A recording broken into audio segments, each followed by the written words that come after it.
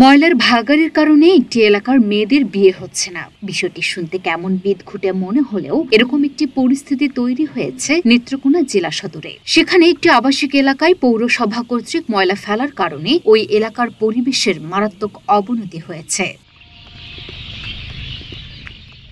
ময়লা, দুর্গন্ধ, মশা, মাছি আর রোগ জীবাণু সংক্রমণে জনজীবন অতিষ্ঠ হয়ে পড়েছে নেত্রকোনা সদরের রাজুরবাজার এলাকার বাসিন্দাদের, যেটি স্থানীয়দের কাছে ময়লা কান্দা নামে পরিচিত। খোলা পরিবেশে পৌরসভা কর্তৃক অপরিকল্পিতভাবে ময়লা ফেলায় মারাত্মক স্বাস্থ্য ঝুঁকিতে রয়েছেন বাসিন্দারা। খাবারের কিছু ফল ফলান্তি আনলে, মাছ মাংস আনলে মাছি ঘরে করে রাখা যায় না। রাত্রের বেলা বোঝা যায় যে মশারি টশারির মধ্যে কালো হয়ে থাকে।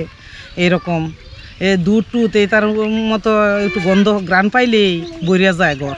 আমরা মনে করেন খাওয়া খাদ্য ফুলাফানা লেয়াফড়া নষ্ট হইতেছে, হাতে মুখে ধরে রাখলেও লেয়াফড়া করতেছে না, পেট খারাপ করতেছে, অনেক কিছু অসুবিধার দিকে চলতেছে। এই ময়লা তাহলে বর্ষাকালে ঘরের মধ্যে পোকা উঠে ফুলাফানে মনে করুন মুখ বন্ধ করিয়া দিন যায় না, বমি করিয়া অনেক কিছু অনেক অসুবিধা, অনেক অত্যাচারে আমরা চলাফেরা করতেছি। এখানে ময়লা ফেলার ফলে আমাদের এখানে একটা মসজিদ আছে, মাদ্রাসা আছে, মসজিদে নামাজ পড়তে অসুবিধা হইতেছে। তারপরে যে মাদ্রাসার ছাত্ররা অসুবিধা হচ্ছে, এই মাছির জন্য তারা ঠিকমতো খাইতে পারতেছে না।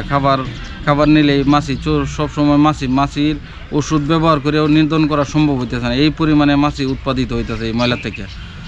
তো এটা যাতে এরকম না হয়, এটা যথাযথ কর্তৃপক্ষের কাছে আমরা দৃষ্টি আকর্ষণ করছি, যাতে এটা যথাযথ ব্যবস্থা নেয়, যাতে আমাদের এই অসুবিধাগুলো না হয়।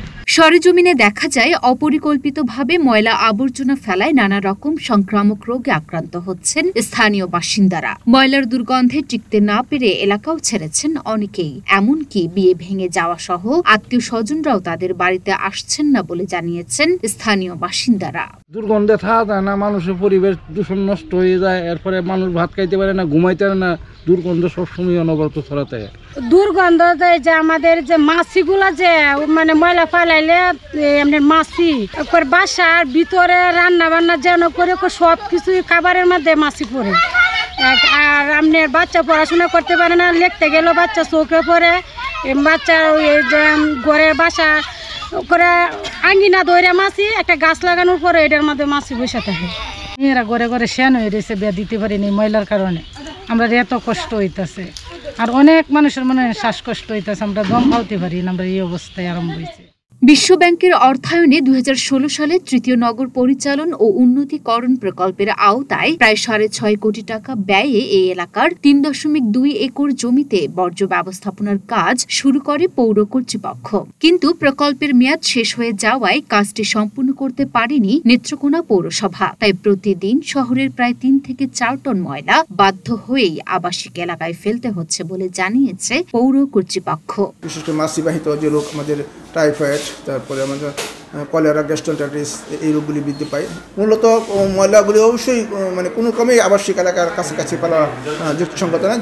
নিরাপদ দূরত্বে, যেখানে আবাসিক এলাকা থেকে অনেক দূরত্ব মাছি উড়ে যাইতে না পারে, এরকম নিরাপদ দূরত্বে অবশ্যই যাতে ফেলানো হয়। প্রকল্প মারফত আমরা প্রায় 6.5 কোটি টাকা এই ল্যান্ডফিল বাবদ পেয়েছিলাম সলিড ওয়েস্ট ম্যানেজমেন্টের জন্য, ময়লা খোলার জন্য। এটা জেলা প্রশাসন কর্তৃক আমরা 3.2 একর জায়গা ক্রয় করে কাজটা শুরু করে শেষ করতে আমাদের আসলে দুর্ভাগ্যবশত প্রজেক্টটা শেষ হয়ে যায়। আমরা কাজটা ফিনিশিং দিতে পারি নাই, যার ফলে আমরা এই ময়লার ব্যবস্থাপনাটা আসলে সঠিকভাবে সম্পাদন করতে পারিনি। আর এটা আরেকটা বিষয় হলো, ধরেন যেহেতু প্রজেক্টটা শেষ হয়ে গেছে, আমরা জায়গা অ্যাকোয়ার করছি, সব কাজ আগায় নিয়ে আসছিলাম। তো এই প্রজেক্টের শুরুতে এটা ছিল যে ময়লা যেখান থেকে শহরের যে টাইপের ময়লা হোক না কেন, সেই ময়লাকে কম্পোস্ট সার আকারে, জৈব সার আকারে আউটপুট বের করা। আর যেটাকে নিঃশেষ করতে হবে, সেটা রাবার জাতীয় হোক, পলিথিন হোক, সেটার সেক্রেশনের মাধ্যমে আলাদা করে পৃথক ব্যবস্থাটা ছিল, কিন্তু আমরা সেটা সাকসেস হতে পারি নাই। এটা আমাদের দুর্ভাগ্য বলবো যে আমরা এটা আসলে সফল হতে পারিনি। লুনা আফরোজ নিপা, ঢাকা পোস্ট।